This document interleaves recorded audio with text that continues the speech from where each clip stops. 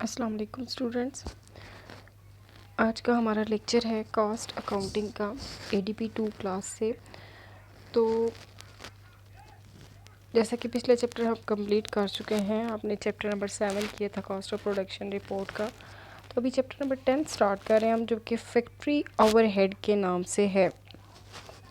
Factory overhead की costing और accounting का ये चैप्टर है। चैप्टर नंबर 10 ये आपकी बुक में मौजूद है। तो देखिए स्टूडेंट, सबसे पहली बात ये कि फैक्ट्री ओवरहेड क्या है। जब भी आप प्रोडक्शन स्टार्ट करते हैं तो आप किसी न किसी फैक्ट्री में प्रोडक्शन करते हैं, तो आपने ये देखना है कि आपकी फैक्ट्री के अंदर कितने खर्चे हो रहे हैं, क्या बजट था आपका, कितने आपके एक्चुअल एक्सपेंसेस हो चुके हैं, क्या वेरिएंस है उसके अंदर, क्या क्या ऐसी चीज़ें हैं जो कि आपने प्रोडक्शन के लिए इस्तेमाल की, उनकी क्या रेशो रही, एक चीज़ की दूसरी चीज़ के हिसाब से क्या रेशो मौजूद रही। तो ये तमाम चीज़ें हम इस चैप्टर के अंदर डिस्कस करेंगे। ये चैप्टर आपका कुछ हिस्सों पर मुश्तमिल है। तो हम सबसे पहला हिस्सा जो करेंगे वो है वेरिएंस का ये पोर्शन है। क्वेश्चन नंबर ऑलमोस्ट 10-17 से ये पार्ट स्टार्ट हो रहा है। तो आपने 3 तरह का वेरिएंस कैलकुलेट करना है। एक तो आपका टोटल फैक्ट्री ओवरहेड के वेरिएंस के नाम से टॉपिक चलेगा। दूसरा वेरिएंस है आपका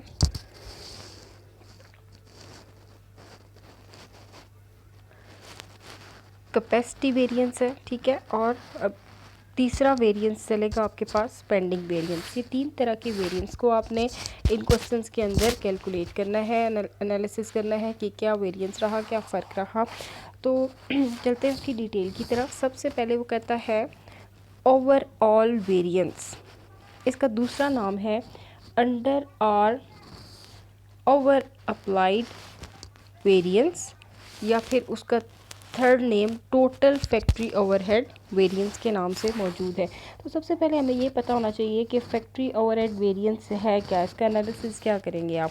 तो एक्चुअली फैक्ट्री ओवरहेड वेरिएंस का मतलब ये होता है कि difference between actual factory overhead incurred and factory overhead applied during the year.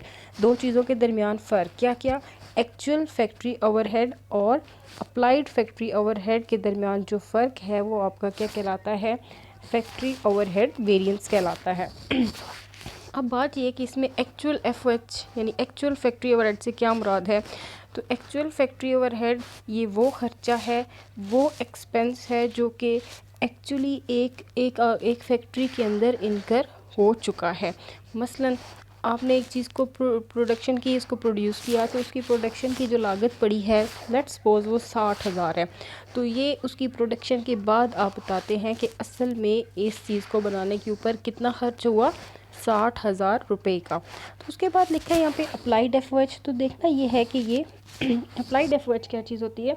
तो अप्लाइड एफओएच वो चीज़ है जिसको आपने पहले से एस्टिमेट किया था, सोचा था, आपको लगता था कि जो चीज़ हम प्रोड्यूस करने जा रहे हैं, जिसके ऊपर अभी हम बात कर रहे थे कि 60,000 का खर्च हुआ है, आपको ये लगता था कि ये तकरीबन ये चीज़ 50,000 में तैयार हो जाएगी।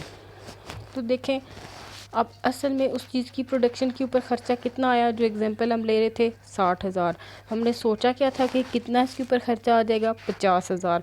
तो मुझे ये बताएं कि अप्लाइड एफओएच ज़्यादा था या कम था। हमारा एफओएच कम था, हमने ये सोचा था 50,000 खर्च आएगा। तो ये क्या है, अंडर अप्लाइड है। लेकिन जो अगर लेट्स सपोज इसके उल्ट हम चलते हैं, हमने ये सोचा था कि 60,000 में चीज़ें तैयार हो जाएंगी और वो तैयार हो के पड़ी हैं 50,000 में। तो इसका मतलब क्या बन गया कि हमने जो ख़ुद एस्टिमेट किया था वो ज़्यादा किया था, और जो हमारा असल में ख़र्चा आया वो कम है। इसका मतलब क्या है कि हमारा जो फैक्ट्री ओवरहेड था वो ओवर अप्लाइड एफर्ट्स था। अब हम क्वेश्चन को रीड करते हैं, यही फार्मूले को रीड करते हैं। हमारे पास जो फार्मूला है सबसे पहला वो है टोटल ओवरहेड अप्लाइड का वेरिएंस है। तो इस अप्लाइड ओवरहेड का वेरिएंस का फार्मूला क्या आएगा, actual FOH less applied FOH. अगर तो अप्लाइड एफओएच ज़्यादा होगा, जो हमने एस्टिमेट किया था वो एस्टिमेशन ज़्यादा होगी और असल खर्चा कम पड़ेगा, तो वो अंडर अप्लाइड है। अगर हमने जो एस्टिमेशन की थी वो एक्सपेंस ज़्यादा पड़ा था और जो एक्चुअल में ख़र्चा हुआ वो कम था, तो ये हमारा ओवर अप्लाइड हो जाएगा। तो एक्चुअल एफओएच कैसे आएगा आपके पास, fixed FOH plus variable FOH को आप जमा करते हैं तो आपके पास क्या आ जाएगा, एक्चुअल एफओएच। तो देखें यहाँ पे पॉइंट ये राइज होता है कि ये फिक्स एफओएच क्या है। तो फिक्स एफओएच वो खर्चा है जिसका हमारी प्रोडक्शन के साथ डायरेक्ट लिंक नहीं है। अगर हम प्रोडक्शन ज़्यादा करेंगे तब भी ये खर्चा फ़िक्स रहेगा, अगर हम प्रोडक्शन थोड़ी करेंगे तो भी ये खर्चा फ़िक्स रहेगा। फॉर एग्ज़ाम्पल आपने जिस प्लेस पे फैक्ट्री इंस्टॉल की है उस प्लेस का रेंट आप पे करते हैं। अब देखो पूरा महीना आप फैक्ट्री में प्रोडक्शन करो या ना करो, वो किराया आपने उस जगह का उसको पे करना ही करना है। तो ये हमारा कौन सा खर्चा है, फिक्स एक्सपेंडिचर है। अच्छा, उसके बाद है वेरिएबल एफओएच। वेरिएबल एफओएच क्या है, जो कि एक चीज़ के बढ़ने या कम होने से वेरी होता रहे, चेंज आता रहे उसके अंदर। फॉर एग्ज़ाम्पल अगर आपने 50,000 यूनिट बनाए तो आपको 50,000 खर्चा पड़ेगा। अगर आपने 60,000 यूनिट बनाए तो खर्च भी बढ़ जाएगा। अगर आपने यूनिट कम प्रोड्यूस किए, 40,000 किए, तो आपका खर्च भी 40,000 हो जाएगा। ठीक है, तो ये वेरिएबल एफओएच है जो कि आपकी प्रोडक्शन के साथ साथ चेंज हो रहा है, लेकिन फिक्स है ना, रेंट एक प्लेस का वो फिक्स रहा, उसके अंदर आपका कोई चेंज नहीं आएगा। अच्छा, उसके बाद अप्लाइड एफओएच है। अप्लाइड एफओएच आप किस तरीके से कैलकुलेट करेंगे। अप्लाइड एफओएच कैलकुलेट करने का तरीका ये, अप्लाइड एफओएच जो ऊपर फार्मूले में आप यूज़ कर रहे हैं एक्चुअल लेस अप्लाइड, तो ये अप्लाइड एफओएच आपने कैसे कैलकुलेट करना है। अप्लाइड एफओएच की कैलकुलेशन का तरीका ये है कि capacity attain multiply by FOH applied rate, दो चीज़ें मल्टीप्लाई करेंगे तो आपके पास आ जाएगा applied FOH. Applied FOH rate कैसे कैलकुलेट करेंगे आप, टोटल फैक्ट्री ओवरहेड को आप डिवाइड करते हैं एस्टिमेटेड डायरेक्ट लेबर आवर्स पे, तो ये आपको दे देता है एफओएच अप्लाइड रेट। अच्छा, अब यहाँ पे उसने एस्टिमेटेड डायरेक्ट लेबर आवर्स का वर्ड यूज़ किया है फार्मूले के अंदर। तो आपके ये जो क्वेश्चन है ये या तो और बेस पे चलेंगे या फिर यूनिट की बेस पे। ठीक है, अगर यूनिट्स होंगे तो आप यहाँ पे एस्टिमेटेड यूनिट्स को ट्रीट कर लेंगे, अगर यहाँ पे या फिर ऑर्स हैं, अगर ऑर्स हैं तो आप डायरेक्ट लेबर ऑर्स को ट्रीट कर लेंगे। अच्छा, इसमें होता क्या है, इसमें ये चीज़ इस तरह से शो की जाती है कि एक फैक्ट्री के अंदर आप दो चीज़ें देखते हैं, या तो अपनी आउटपुट को देखते हैं कि हमारी आउटपुट के अंदर क्या चेंज आ रहा है, हमने कितना एक्सपेक्ट किया था और हमारी एक्चुअल में प्रोडक्शन कितनी हो रही है, वो या तो यूनिट्स की शक्ल में होगी, या फिर आप ये देखते हैं कि हमारी जो लेबर है, हमारी लेबर हम क्या सपोज कर रहे थे कि ये कितने घंटे काम करेंगे और उन्होंने असल में कितना काम किया। ठीक है, इसलिए ये जो क्वेश्चन है ये आपके दो चीज़ों पे बेस करेंगे, या यूनिट्स या फिर और। अगर यूनिट्स होंगे तो आप एस्टिमेटेड डायरेक्ट लेबर अगर और लेबर आवर्स होंगे तो आप estimated direct labour hours use कर लेंगे। अगर ये यूनिट्स होंगे तो आप एस्टिमेटेड नंबर ऑफ यूनिट्स को यहाँ ट्रीट कर लेंगे। ये तो था हमारा पहला फार्मूला, इसमें इंपॉर्टेंट टर्म्स ही थी जो मैंने आपको समझाई। अभी चलते हैं नेक्स्ट फार्मूले के ऊपर कि कैपेसिटी वेरिएंस क्या है। एक्चुअली कैपेसिटी वेरिएंस क्या है, कैपेसिटी एक चीज़ को कमाने की, बनाने की सलाहियत है। ठीक है, फॉर एग्ज़ाम्पल हम कहते हैं कि हमारी जो फैक्ट्री है, जो प्लांट काम कर रहा है, इसकी कैपेसिटी है, क्या कैपेसिटी है, हमने ये सोच रखा है कि इसकी कैपेसिटी है 40,000 यूनिट, ये प्लांट जो है हमें एक दिन के अंदर प्रोड्यूस करके दे सकता है। तो आपने इस वेरिएंस के अंदर देखना क्या है कि क्या चेंज रहा, हमारी एक्सपेक्टेशंस क्या थी और जो एक्चुअली प्लांट ने आउटपुट दी है वो आउटपुट क्या रही। ठीक है, तो इस चीज़ का वेरिएंस हम देखेंगे कि इसमें कैपेसिटी वेरिएंस के अंदर। कैपेसिटी वेरिएंस के लिए दूसरा नाम जो वो यूज़ करेगा वॉल्यूम वेरिएंस है, या फिर इसको आइडियल कैपेसिटी वेरिएंस भी कहा जाता है। तो इसके लिए फार्मूला है अप्लाइड एफओएच, जो कि अभी आप पिछले पॉइंट के अंदर कैलकुलेट कर चुके हैं। सेम कैलकुलेशंस आएगी इसकी भी, applied FOH is equal to capacity attain multiply by FOH applied rate. उसके बाद है बजटेड एफओएच। बजटेड एफओएच क्या है, fix FOH plus capacity attain, question के अंदर गिवन होगी कि इतनी सलाहियत थी, उन्होंने काम कर लिया है, मल्टीप्लाई बाय वेरिएबल रेट। तो आंसर आएगा इसका फेवरेबल में या अनफेवरेबल के अंदर आंसर आपका आएगा। अगर हमारा बजट जो था, हमने उस बजट को अचीव कर लिया है, यूटिलाइज़ कर लिया है, इतनी आउटपुट हमने हासिल कर ली है, तो वो फेवरेबल रहेगा। अगर जो हमारी प्रोडक्शन रही है वो हमारे बजट से कम की हुई है तो वो फेवरेबल बन जाएगा। लेकिन अगर हमारा बजट जो था, सपोज़ 40,000 का बजट था और जो प्रोडक्शन हुई है वो 90,000 पे जाके पड़ी है, तो ऑब्वियसली वो पोजीशन अनफेवरेबल होगी।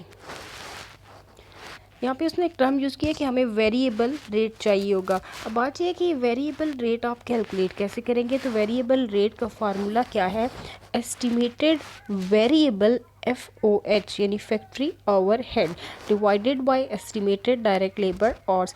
देखिए मैंने यहाँ पे वेरिएबल रेट के लिए एस्टिमेटेड वेरिएबल FOH लिखा है, मैंने यहाँ पे फिक्स या टोटल FOH नहीं लिखा। तो आपने करना क्या है, बेसिकली अप्लाइड और वेरिएबल के फार्मूले के अंदर चेंज यही है। अगर FOH अप्लाइड रेट आप देखना चाहते हैं तो आप यहाँ यूज़ करते हैं टोटल फैक्ट्री ओवरहेड, जिसके अंदर वेरिएबल और फिक्स दोनों शामिल होते हैं। लेकिन अगर आपने सिर्फ वेरिएबल रेट कैलकुलेट करना है तो फिर आप क्या यूज़ करेंगे, जस्ट वेरिएबल रेट यूज़ करेंगे divide by direct labour hours. अगर क्वेश्चन यूनिट्स में होगा तो आप डायरेक्ट लेबर आवर्स के बजाय यूनिट्स कैलकुलेट कर लेंगे। उसके बाद तीसरा हमारे पास स्पेंडिंग वेरिएंस। स्पेंडिंग वेरिएंस या बजट वेरिएंस या एक्सपेंडिचर वेरिएंस, ये तीनों एक ही चीज़ है। अब ये स्पेंडिंग वेरिएंस क्या है, स्पेंडिंग वेरिएंस आपने क्या करना है, इसके लिए फार्मूला क्या यूज़ करेंगे, budgeted FOH minus actual FOH। Actually जो बजट वेरिएंस है ये डिफरेंस है between budgeted factory overhead for capacity attain and actual factory overhead के अंदर जो फ़र्क है उसको आप क्या नाम देंगे, spending variance. It represents over spending और अंडर स्पेंडिंग। इससे क्या पता चलता हमें कि हमारी प्रोडक्शन के अंदर स्पेंडिंग ज़्यादा हो रही है या फिर कम हो रही है। अगर actual factory overhead more than होगा बजटेड से तो इट रिज़ल्ट अनफेवरेबल। ठीक है, अगर हमारा जो एक्चुअल फैक्ट्री ओवरहेड है उसका ख़र्चा ज़्यादा पड़ गया है, फॉर एग्जांपल हमने सोचा था प्रोडक्शन 50,000 में हो जाएगी, ठीक है, तो ये हमने इसका बजट रखा था, लेकिन असल में ख़र्च हो गया 60,000। ठीक है, तो क्या हुआ, एक्चुअल अगर ज़्यादा हो गया है तो वो क्या है, अनफेवरेबल। रिज़ल्ट उसका क्या आएगा हमारे पास, it is unfavourable budget variance. On the other hand अगर आप देखते हैं, if actual factory overhead is less than, यानी हमारा एक्चुअल FOH एक्चुअल खर्चा कम हो गया है और बजट हमारा क्या था, ज़्यादा था, तो the difference between actual and budgeted figure of each item of factory overhead is computed and communicated to the responsible person for the purpose of control. और हम क्या करेंगे, इस चीज़ को अपने जो रिस्पॉन्सिबल पर्सन है उसके साथ कम्युनिकेट करेंगे। क्या कम्युनिकेट करेंगे कि हमारे ख़र्चे यानी हमारी स्पेंडिंग, हमारी जो बजट है उसको एक्सीड कर रही है। तो ये फैक्ट्री के अंदर एक ऐसी पोजीशन होगी जिसको कंट्रोलर को कंट्रोल करना पड़ेगा। तो ये तो थे हमारे पास फार्मूलाज थे, इम्पॉर्टेंट फार्मूलाज जो आगे कमिंग क्वेश्चंस के अंदर आप यूज़ करेंगे। इनको आपने अच्छे तरीके से प्रिपेयर करना है और इसको समझना है कि क्या टर्म किस मकसद के लिए यूज़ हो रही है। तो देखिए प्रॉब्लम किस टाइप का होगा, एक प्रॉब्लम भी रीड कर लेते हैं हम।